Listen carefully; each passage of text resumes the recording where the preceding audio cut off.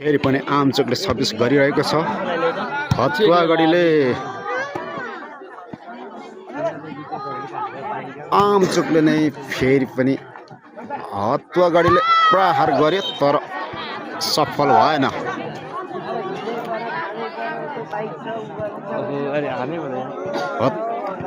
आमचोकले फेरि सर्भिस गरिरहेको छ। ल हतुवागढी ओहो ल ठिक छ।